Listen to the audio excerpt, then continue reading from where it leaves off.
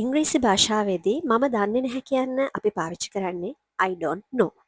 ඉතින් අද අපි පාඩමෙන් ඉගෙන ගන්නේ I don't know කියන තේරුමම එන තවත් වාක්‍ය මොනවද කියලා. I don't know කියන විදිහටම කියන්න පුළුවන් තවත් එකක් තමයි I'm not sure. I'm not sure. මට ඒ ගැන අදහසක් නැහැ.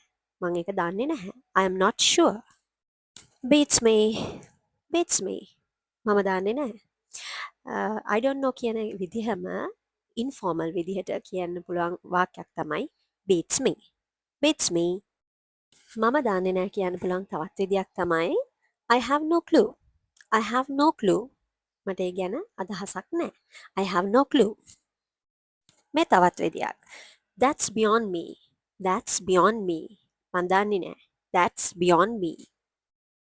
I haven't the slightest idea. I haven't the slightest idea. මට ඒ ගැන පොඩිවත් අදහසක් නැහැ. ඒ කියන්නේත් මම දන්නේ නැහැ. I haven't the slightest idea. Brighton British English Academy එකේ ද්විමාසික වැඩමුළුවට ඔන්න දැන් ඔයාලට සම්බන්ධ වෙන්න පුළුවන්. පෙබරවාරි මාසයේ කණ්ඩායම සඳහා සම්බන්ධ වෙන්න ඔයාලට පුළුවන් නම වයස ප්‍රදේශය WhatsApp පණිවිඩයක් යොමු කරන්න.